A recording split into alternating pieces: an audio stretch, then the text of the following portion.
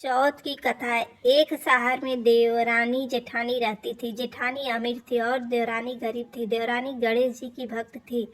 देवरानी का पति जंगल से लकड़ी काट कर बेचता था और अक्सर बीमार रहता था।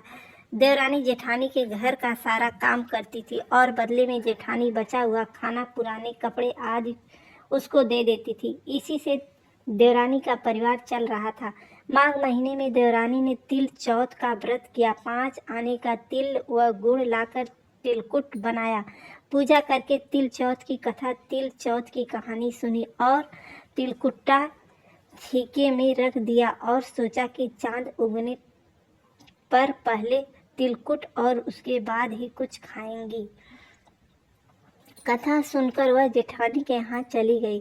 खाना बनाकर जेठानी के बच्चों से खाना खाने को कहा तो बच्चे बोले, माँ ने व्रत किया है और माँ भूखी है। जब माँ खाना खाएगी हम तभी खाएंगे। जेठानी को खाना खाने को कहा तो जेठानी बोले, मैं अकेले नहीं खाऊंगा। जब चांद निकलेगा तब सब खाएंगे, तभी मैं भी खाऊंगी। जेठानी ने उसे कहा कि आज तो किसी ने भी अभी तक खाना नहीं खाया, तुम्हें कैसे दे दूं? तुम सुबह सवेरे ही बचा हुआ खाना ले जाना। देवरानी के घर पर पति बच्चे सब आस लगाए बैठे थे कि आज तो त्योहार है, इसलिए कुछ पकवान आदि खाने को मिलेंगे। परंतु जब बच्चों को पता चला कि आज तो रोटी भी नहीं मिलेगी तो बच्चे रोने लगे। उसके पति को भी बहुत गुस्सा आया। कहने लगा, सारा दिन काम करके भी 2 रोटी नहीं ला सकती तो काम क्यों करती हो? पति ने गुस्से में आकर पत्नी को कपड़े धोने से मारा। धोना हाथ से टूट गया तो पाटे से सारा।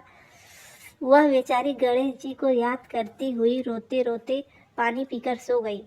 उस दिन गणेश जी देवरानी के सपने में आए और कहने लगे, धौने मारी पाटे मारी, सो रही है या जाग रही है? वह बोली, कुछ सो रही हूँ, कुछ जाग रही हूँ। गणेश जी बोले, भूख लगी है, कुछ खाने को दे। देवरानी बोली, मैं क्या दूँ? मेरे घर में तो अन्न का एक दाना भी नहीं है। जेठानी बचा खुचा खाना देती थी, आज वह भी नहीं मिला। पूजा का बचा हुआ तिलकुट छीके में पड़ा, वही खा लो। तिलकुट खाने के बाद गणेश जी बोले, धोने मारी पाटे मारी, निपटाने लगी, कहाँ निपटने? वह बोली, यह पड़ा घर, जहाँ इच्छा हो वहाँ निपट लो। फिर गणेश जी बच्चे की तरह बोले, अब कहाँ पोछूं? नींद में मग्न अब देवरानी को बहुत गुस्सा आया कि कब से तंग किए जा रहे हैं। सो बोली, मेरे सर पर पोछो। और कहाँ पोछोगे? सुबह जब देवरानी उठी तो देखकर हैरान रह गई। पूरा घर हीरे मोती से जगमगा रहा है। सिर पर जहाँ विनायक जी पोछनी कर गए थे वहाँ हीरे के टीके व बिंदी जगमगा रहे हैं। उस दिन देवरानी जेठानी के यहाँ काम करने नहीं गई। बड़ी देर तक राह देखने के बाद जेठानी ने बच्चों को देवरानी को बुलाने भेजा। जेठानी ने सोचा कल खाना नहीं दिया इसलिए शायद देवरानी बुरा मान गई। बच्चे बुलाने गए और बोले, चाची चलो, माँ ने बुलाया है, सारा काम पड़ा है। देवरानी ने जवाब दिया, अब उसकी ज़रूरत नहीं है, घर में सब भरपूर है गणेश जी के आशीर्वाद से। बच्चों ने घर जाकर माँ को बताया कि चाची का तो पूरा घर हीरे मोतियों से जगमगा रहा है। जेठानी दौड़ी हुई देवरानी के पास आई और पूछा कि यह सब हुआ कैसे? देवरानी ने उसके साथ जो हुआ वो सब कह डाला। घर लौटकर जेठानी अपने पति से कहा कि आप मुझे धोने और पाटे से मारो। उसका पति बोला कि भली मानस, मैंने कभी भी तुम पर हाथ भी नहीं उठाया, मैं तुम्हें धोने और पाटे से कैसे मार सकता हूँ? वह नहीं मानी और जिद करने लगी। मजबूरन पति को उससे मारना पड़ा। उसने ढेर सारा घी डालकर चूरमा बनाया और छीके में रखकर सो गई। रात को चौथ विनायक जी सपने में आए और कहने लगे, भूख लगी है, क्या खाऊं? जेठानी कहा, हे गणेश जी महाराज, मेरी देवरानी के यहाँ तो आपने सूखा तिलकुट खाया था। मैंने तो झरते ही घी का चूरमा बनाकर आपके लिए छीके में रखा है। फल और मेवे भी रखे हैं, जो चाहे खा लीजिए। बाल स्वरूप गणेश जी बोले, अब निपटे कहाँ? जेठानी बोली, यहाँ, उसके यहाँ तो टूटी फूटी झोपड़ी थी, मेरे यहाँ तो कंचन के महल है, जहाँ चाहो निपटो।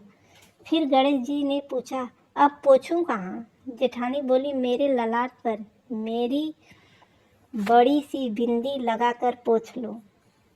धन की भूखी जेठानी सुबह सुबह बहुत जल्दी उठ गई। सोचा घर में हीरे जवाहरात से भरपूर होगा, पर देखा तो पूरे घर में गंदगी फैली थी, तेज बदबू आ रही थी, उसके सिर पर भी बदबू गंदगी लगी हुई थी। उसने कहा, हे गणेश जी महाराज, यह आपने क्या किया?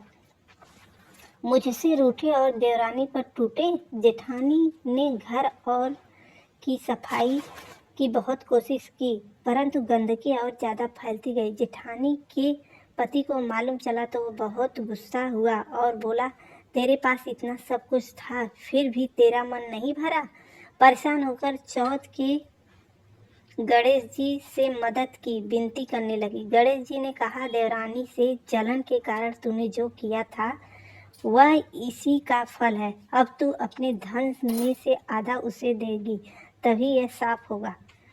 उसने आधा धन बांट दिया, किंतु मोहरों की एक हांडी चूल्हे के नीचे गाड़ रखी थी। उसने सोचा किसी को पता नहीं चलेगा, और उसने उस धन को नहीं बांटा। उसने कहा, हे श्री गणेश जी, अब तो अपना यह बिखराव समेटो।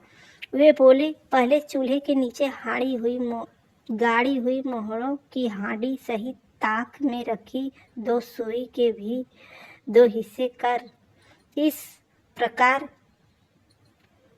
गजानन ने बाल स्वरूप में आकर सुई जैसी छोटी चीज का भी बंटवारा किया और अपनी माया समेटी। हे गणेश जी महाराज, जैसी आपने देवरानी पर कृपा की वैसी सब पर करना। कहानी कहने वाले, सुनने वाले और हुंकार भरने वाले सब पर कृपा करना, किंतु जेठानी को जैसी सजा दी वैसी किसी को मत